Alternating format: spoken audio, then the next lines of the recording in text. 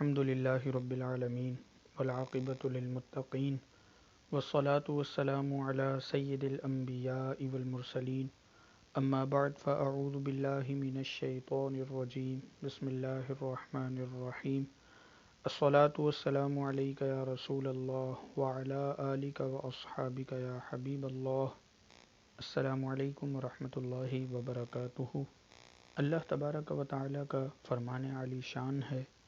کل یوم ہوا فی شأن۔ ترجمہ، وہ اللہ ہر دن کسی کام میں ہے۔ اس آیت کے شان نزول کے بارے میں کہا گیا ہے کہ یہ آیت ان یہودیوں کے رد میں نازل ہوئی ہے جو کہتے تھے کہ اللہ تعالی ہفتے کے دن کوئی کام نہیں کرتا۔ اس پر فرمایا گیا کہ افعال الہیہ کا ظہور ہر دن، ہر وقت، ہر لمحہ ہوتا رہتا ہے۔ صفات باری تعالی کی تجلیات کی کثرت ہماری سوچ سے بلند ہے۔ اللہ تعالی ہر وقت اپنی قدرت کے آثار ظاہر فرماتا ہے، کسی کو روزی دیتا ہے، کسی کو زندگی بخشتا ہے، کسی کو موت سے ہمکنار کرتا ہے، کسی کو عزت سے نوازتا ہے اور کسی کو ذلت میں مبتلا کر دیتا ہے، کسی کو مال و دولت کے ڈھیر عطا فرماتا ہے اور کسی کو اپنی حکمت سے محتاجی کا شکار کرتا ہے۔ رسول کریم صلی اللہ تعالی علیہ وآلہ وسلم نے ارشاد فرمایا کہ اللہ تعالی کی شان یہ ہے کہ وہ گناہ بخشتا ہے، مصائب و آلام دور کرتا ہے، کسی قوم کو بلندی عطا فرماتا ہے اور کسی قوم کو پستی سے دوچار کر دیتا ہے۔ اللہ تعالی ہر وقت کسی کام میں ہے، لیکن یوں نہیں کہیں گے کہ وہ مصروف ہے یا مشغول ہے، کیونکہ یہ الفاظ اپنے بنیادی عربی معنی کے اعتبار سے اللہ تعالی کے شان کے لائق نہیں ہے۔ افعال الہیہ کا ظہور ہر دن، ہر وقت اور ہر لمحہ اربوں کھربوں صورتوں میں ہوتا ہی رہتا ہے۔ اگر تمام انسان مل کر بھی اپنی تمام تر ذہانتوں اور عقلوں کا استعمال کر کے افعال الہیہ کا احاطہ کرنا چاہیں تو ممکن نہیں ہے۔ سمجھنے کے لیے ہم چند مثالوں پر غور کریں گے کہ آپ اور ہم نظام کائنات دیکھ لیں۔ جہاں تک انسانی آنکھ کی بغیر آلات کے یا آلات کے ساتھ رسائی ہے، وہاں تک ہر آن تغیرات کے جہان آباد ہیں۔ دن کا رات میں بدلنا اور رات کا دن میں چھپ جانا ایک لمحے کا کام تو نہیں ہے، بلکہ بتدریج سورج چڑھتا، اترتا اور رات کو اپنی آغوش میں چھپاتا ہے، اور اسی سارے نظام میں مؤثر حقیقی رب تعالی ہے۔ اللہ تبارک و تعالی کا ارشاد ہے، تولج اللیل فی النہار وتولج النہار فی اللیل۔ تو خدا رات کا کچھ حصہ دن میں داخل کر دیتا ہے اور دن کا کچھ حصہ رات میں داخل کر دیتا ہے۔ یوں ہی نئی نئی مخلوق وجود میں آ رہی ہے۔ انسانی و حیوانی حیات میں ہر وقت اضافہ ہو رہا ہے، اور اسی وقت میں ایک تعداد حیات سے ممات کی طرف بھی رواں دواں ہیں۔ فرمایا گیا، وَتُخْرِجُ الْحَيَّ مِنَ الْمَيِّتِ وَتُخْرِجُ الْمَيِّتَ مِنَ الْحَيِّ۔ ترجمہ، اور تو مردہ سے زندہ کو نکالتا ہے اور زندہ سے مردہ کو نکالتا ہے۔ اس مولا کریم کی پاک بارگاہ میں دعائیں بھی پیش کی جا رہی ہیں،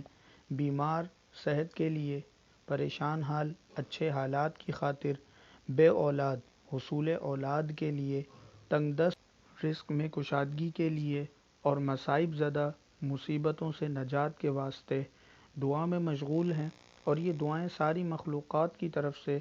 مختلف خطوں اور زبانوں میں ہوتی ہیں، اور بلا شبہ اللہ تبارک و تعالی سب کی دعائیں سنتا بھی ہے اور اپنی مشیت و حکمت کے مطابق بندہ پروری بھی فرماتا ہے۔ قرآن کریم کے کچھ حصے کا اجمالی سا بھی مطالعہ کریں تو افعال الہیہ کچھ یوں سامنے آتے ہیں کہ اللہ تعالی بندوں کو ہدایت دیتا ہے، فاسقوں کو گمراہی میں جانے دیتا ہے، بندوں کی خطائیں بخشتا ہے اور انعام عطا فرماتا ہے، تمام مخلوق کا ہر ایک عمل پوری تفصیل سے دیکھتا اور جانتا ہے، ذکر الہی میں مشغول لوگوں کو یاد فرماتا ہے، بندوں کا مختلف طریقوں سے امتحان لیتا ہے، توبہ قبول فرماتا ہے، تمام مخلوقات کو رزق فراہم کرتا ہے، مسلمانوں کو اندھیروں سے نور کی طرف نکالتا ہے، ہدایت کے طلبگاروں کو ہدایت کی نعمت دیتا ہے، جسے چاہتا ہے حکمت دیتا ہے، بندوں کی نیکیاں قبول فرماتا ہے، سود مٹاتا اور صدقے میں برکت ڈالتا ہے، بچوں کی پیدائش سے پہلے جیسی چاہتا ہے ان کی صورتیں بنا دیتا ہے، بے کسوں کی مدد فرماتا ہے، جسے چاہتا ہے سلطنت عطا فرماتا ہے اور جس سے چاہتا ہے چھین لیتا ہے، جسے چاہتا ہے عزت دیتا ہے اور جسے چاہتا ہے ذلت کی گھاٹیوں میں اتار دیتا ہے، نیک لوگوں سے محبت فرماتا ہے، بدوں سے اور بدوں کو ناپسند فرماتا ہے، شکر ادا کرنے والوں کو صلہ بخشتا ہے اور صبر، نیکی اور توکل سے محبت فرماتا ہے، اپنے علم کے خزانے سے عطا فرماتا ہے، بندوں پر آسانی چاہتا اور انہیں آسانی سے دیتا ہے۔ ان سب باتوں کے باوجود حقیقت یہ ہے کہ خود رب العالمین نے اپنی باتوں کے متعلق جو فرمایا ہے وہی حرف آخر ہے، اور اسی کے ذریعے ہمارے دل کی مرادوں کا کچھ اظہار ہو سکتا ہے، اور وہ یہ ہے کہ اللہ تبارک و تعالی فرماتا ہے قُل لَوْ كَانَ الْبَحْرُ مِدَادًا لِكَلِمَاتِ رَبِّي لَنَفِدَ الْبَحْرُ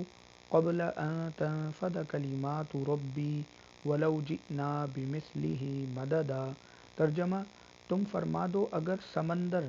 میرے رب کی باتوں کے لیے سیاہی ہو جاتا تو ضرور سمندر ختم ہو جاتا، اور میرے رب کی باتیں ختم نہ ہوتی اگرچہ ہم اس کی مدد کے لیے اسی سمندر جیسا اور لے آتے۔ اور وہ فرماتا ہے وَلَوْ أَنَّ مَا فِي الْأَرْضِ مِن شَجَرَةٍ أَقْلَامٌ وَالْبَحْرُ يَمُدُّهُ مِن بَعْدِهِ سَبْعَةُ أَبْحُرٍ مَا نَفِدَتْ كَلِمَاتُ اللَّهِ إِنَّ اللَّهَ عَزِيزٌ حَكِيمٌ۔ ترجمہ: اور زمین میں جتنے درخت ہیں اگر وہ سب کے سب قلم بن جاتے اور سمندر ان کی سیاہی، پھر اس کے بعد اس پہلی سیاہی کو 7 سمندر مزید بڑھا دیتے تو بھی اللہ کی باتیں ختم نہ ہوتیں، بے شک اللہ عزت والا، حکمت والا ہے۔ یعنی اگر ساری زمین میں موجود تمام درختوں کی قلمیں بنا دی جائیں، یعنی ان کو قلم بنا دیا جائے جو کھربوں سے بھی کھربوں گنا زیادہ ہوں گے، اور لکھنے کے لیے سمندر بلکہ 7 سمندروں کو سیاہی بنا لیا جائے اور ان قلموں اور سیاہی کے ذریعے اللہ تعالیٰ کی عظمت مثلا علم، قدرت، صفات کو لکھا جائے تو سارے قلم اور سمندر ختم ہو جائیں، لیکن عظمت الہی کے کلمات ختم نہ ہوں، کیونکہ سمندر 7 ہوں یا کروڑوں ہوں، جتنے بھی ہوں، بہرحال محدود ہیں اور ان کی کوئی نہ کوئی انتہا ہے، جبکہ اللہ تعالیٰ کی عظمت کی کوئی انتہا نہیں ہے۔ اللہ تعالیٰ ہمارے دلوں کو اپنی عظمت و محبت سے مالا مال فرمائے اور ہمارے ایمان کی حفاظت فرمائے، آمین بجاہ النبی الامین، وآخر دعوانا ان الحمد للہ رب العالمین۔